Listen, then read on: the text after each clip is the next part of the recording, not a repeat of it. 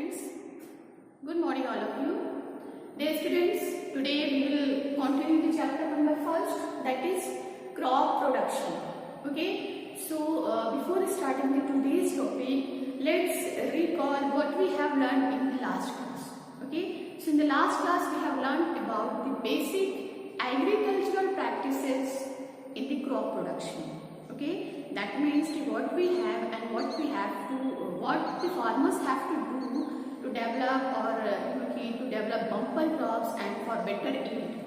अच्छी crop plants की growth के लिए क्या क्या स्टेप्स करने पड़ेंगे. Okay, so let's recall first one the preparation of soil. Okay, so before growing crop plants there is necessary to prepare the soil. Okay, so preparation of soil, selection and sowing of seeds, after that adding manures and fertilizers. Okay, after that irrigation, then protection from weeds, pests and disease causing organisms, and after that harvesting. Okay, winnowing, threshing, and last one is storage of grains. Okay, so dear students, we have talked about preparation of soil, selection and sowing of seeds, adding manure and some fertilizers, and today we will going to talk about the irrigation. Okay, so let's start the topic.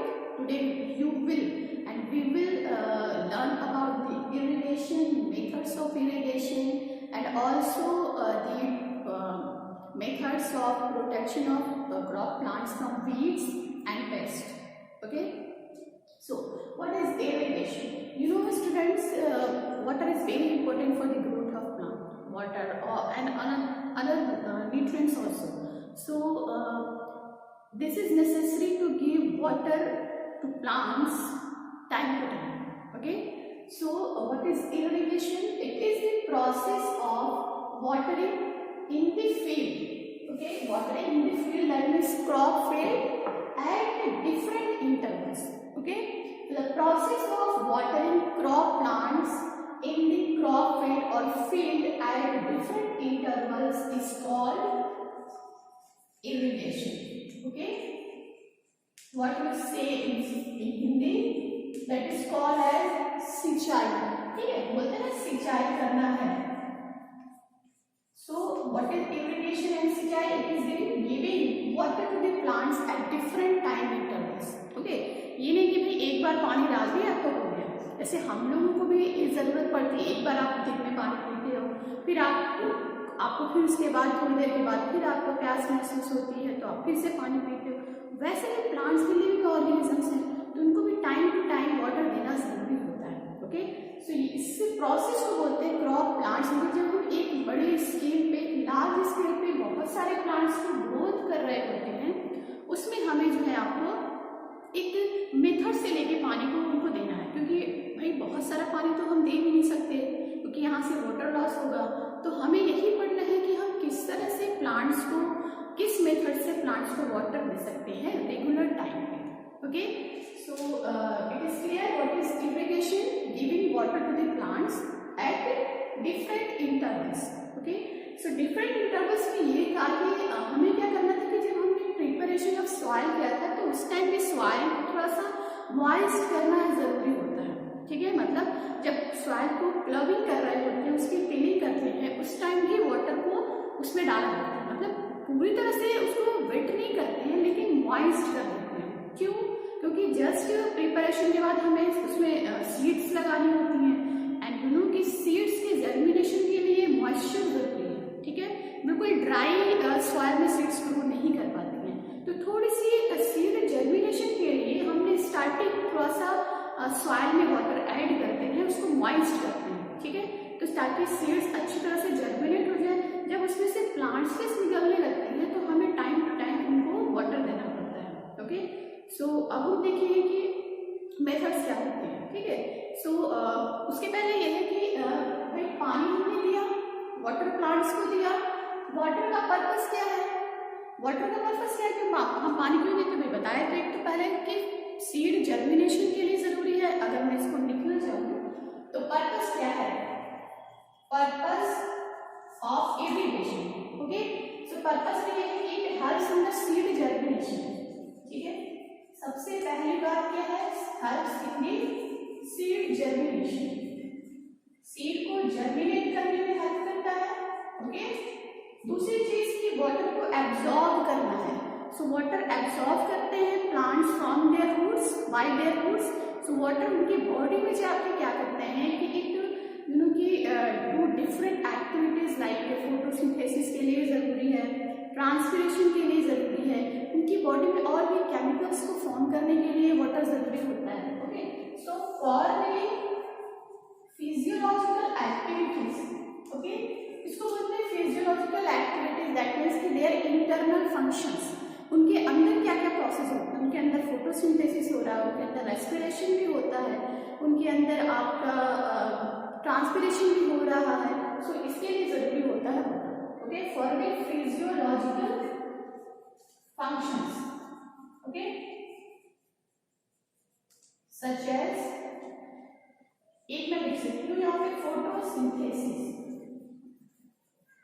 For example photosynthesis जो भी उनके अंदर की activities होती है। दूसरी चीज की प्लांट्स जो होते हैं मिनरल्स को भी एब्जॉर्ब करते हैं, क्योंकि सिर्फ और सिर्फ वाटर से तो ग्रोथ जरूरी नहीं है कि हो पाए। सो उसके लिए क्या जरूरी है, वो अदर न्यूट्रिएंट्स भी जरूरी होते हैं। तो अदर न्यूट्रिएंट्स को क्या करते हैं, वाटर के साथ ही एब्जॉर्ब करते हैं। तो helps in the absorption of nutrients. Okay, तो वाटर के साथ वो न्यूट्रिएंट को एब्जॉर्ब करते हैं, सिंपल न्यूट्रिएंट्स को नहीं एब्जॉर्ब कर पाएंगे। Helps in the absorption of nutrients, minerals कह सकते हैं। ओके, क्योंकि water and minerals plants root से एब्जॉर्ब करते हैं। ओके, उसके बाद एक और हम यहाँ पे लिख सकते हैं कि मिनरल्स को एब्जॉर्ब करते हैं and after the process of photosynthesis plants के अंदर जो होते हैं वो होता है शुगर बनता है। ठीक है, वो शुगर उनके पूरे प्लांट्स की बॉडी में ट्रेवल कर रहा है, ट्रांसपोर्ट करना होता है, उसके भी ट्रांसपोर्ट में, यानी कि helps in the acid of cell. Okay, helps in the acid of cell. I don't know कि नीचे दिख रहा है नहीं, तो मैं इसको यहाँ लिख देती हूँ। ओके, इस साइड में helps in the acid of cell, helps in the ascent of cell. What is ascent of cell? Ascent of cell means transportation or translocation of organic solute. Simple में शुगर ले लेते हैं। Okay, translocation of sugar यानी कि food. ठीक है, sugar food को भी कह सकते हैं, और यहाँ पे जो मिनरल्स का ट्रांसपोर्ट हो रहा है उसके लिए भी वाटर जरूरी है। तो दोनों के लिए हम एसेंट ऑफ सेल कह सकते हैं, क्योंकि जो भी चीजें वाटर जो प्लांट्स एब्जॉर्ब करते हैं या उनके प्लांट्स की बॉडी से पूरे प्लांट की बॉडी में जा रहा है तो वो वाटर के साथ ही मिक्स हो जाता है, तो इसके लिए जरूरी होता है ना। नेक्स्ट अब हम देखेंगे कि what are the methods of giving water to the plant, that means the irrigation. Okay, now okay, so there is a sources of irrigation. Okay, so you know कि water plants को कहाँ से दिया जाता है। so water जो है, एक तो जितनी सारी क्रॉप्स होती हैं उन सब के लिए जो वाटर का सोर्स है, ठीक है, मेन वाटर का सोर्स इस अर्थ पे यू नो कि रेन वाटर है। ठीक है, सो बहुत सारी ऐसी जगह है जहाँ पे फार्मर्स जो होते हैं वो रेन वाटर पे ही डिपेंड है, यानी कि बारिश होगी तो सारी क्रॉप्स को पानी मिलेगा, अगर नहीं होगी तो पानी नहीं मिल पाएगा। तो इस तरह कई सी जगह है जहाँ पे farmers are depend on the rain water for the irrigation. But rain water पे डिपेंड होना जो है मतलब इससे क्या होगा कि क्रॉप की लॉस हो सकती है। ठीक है, सो हमें क्या करना है कि अदर मेथड से क्रॉप्स को इरिगेट करना पड़ता है, और उसके लिए दूसरे सोर्सेज होते हैं वाटर के। Okay, so sources of irrigation में आपके जैसे कि वेल्स हैं, wells, rivers, water canals, dams. Okay, dams हो गए, rivers हैं, and ponds, canals, etc. Canals नहरें, okay, canals, ponds, exactly. Okay, तो इन सब सोर्सेज से जो है डिफरेंट टेक्निक से प्लांट्स को इरिगेट किया जाता है। Now methods of irrigation, there are two methods की, एक तो पुरानी है जिनको हम ट्रेडिशनल मेथड बोलते हैं और न्यू टेक्निक्स डेवलप की गई है that are modern methods. Okay, so traditional method में क्या क्या है कि ट्रेडिशनल मेथड्स में ये होता है कि वाटर को जो है वो लिफ्ट किया जाता है यानी कि उठाया जाता है and delivers to the crop plants, यानी कि उठा के डालना। तो ये है आपका ट्रेडिशनल मेथड्स में ऐसे ही होता है कि water is lifted up and delivered to the irrigated plants और इरिगेटेड कैनल्स और वहां से फिर पानी उसको दिया जाता है। तो इसमें बहुत सारी टेक्निक्स हैं जैसे कि पुले मेथड जिसको मोट बोलते हैं, pulley method, pulley system, okay, मोट, you can see the pictures, pulley system, मोट, ओके। एंड इसके बाद है आपका ट्यूबवेल सिस्टम है, चेन पंप है, ढेकली, रहत, चेन पंप, ढेकली एंड रहत, ठीक है। इन सब की प्रोसेस यही होती है कि वाटर को जो है आपके लिफ्ट किया जाता है। ट्यूबवेल में जो है बहुत ही सोर्सेज से पानी आता है ट्यूबवेल में, और जो है पाइप प्लास्टिक के कैनल्स होते हैं उनके थ्रू जो है वाटर को सप्लाई किया जाता है। और आपका रहत में यह है कि उसमें बल्ब्स यानी कि जो बैल होती हैं उनसे पानी को उठवाया जाता है और फिर फील्ड में दिया जाता है। So you can see the pictures के क्या क्या पुराने मेथड्स हैं। सो इसमें क्या होता था कि जो ट्रेडिशनल मेथड्स है इसमें वाटर लॉस थोड़ा मतलब ज़्यादा होता था, वाटर लॉस होता था। और लेकिन अब जो नई टेक्निक्स आ गई यानी कि जो मॉडर्न टेक्निक्स हैं उसमें क्या क्या है आपके अलग अलग मेथड्स हैं, जैसे furrow method, furrow irrigation, okay, furrow irrigation है, बेसिन है, स्प्रिंकलर सिस्टम है, furrow irrigation, basin irrigation, sprinkler system and drip irrigation, okay, drip system.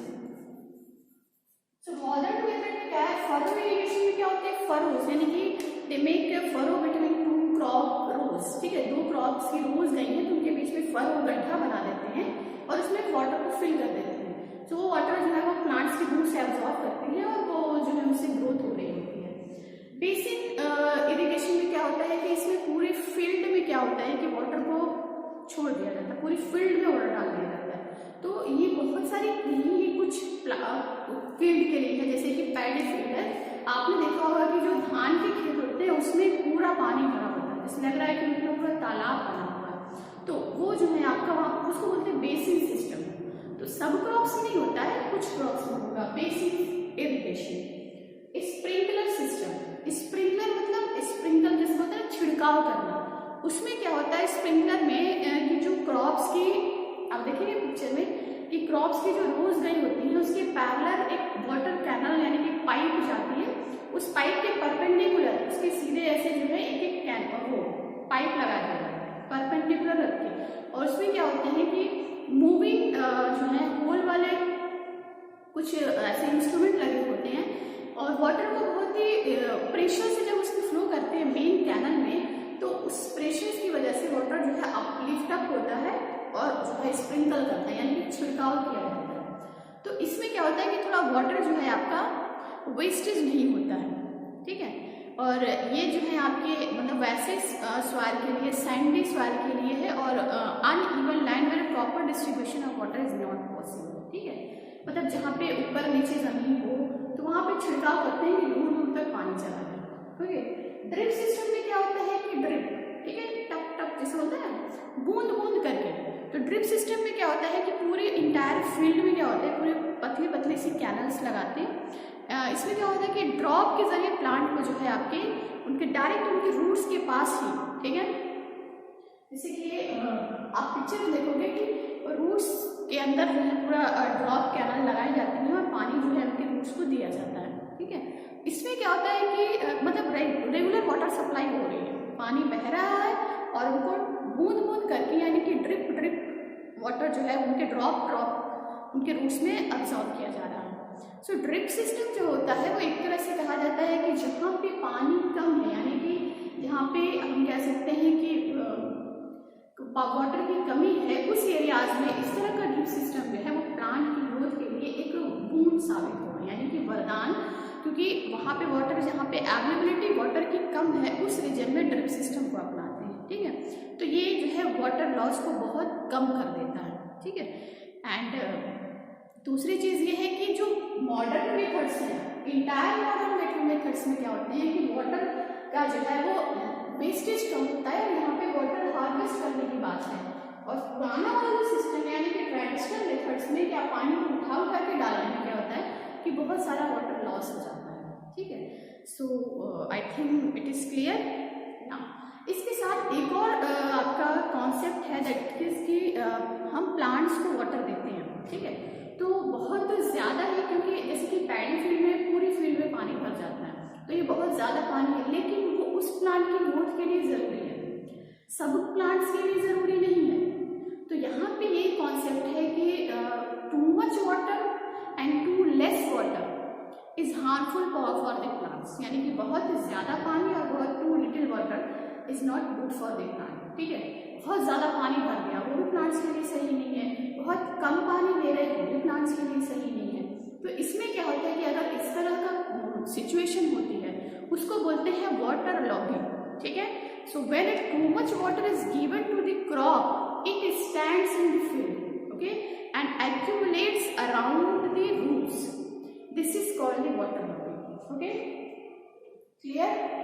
यानी कि अगर बहुत सारा पानी हम देने लगते हैं प्लांट को, ठीक है, प्लांट को पानी में देते हैं तो एक रेगुलर टाइम में देते हैं, यानी कि सुबह, दोपहर और शाम में देते ही जाना है। ठीक है, तो उसमें क्या है कि वाटर लॉगिंग वाली सिचुएशन हो जाती है, वाटर लॉगिंग। ओके, हम ये कह सकते हैं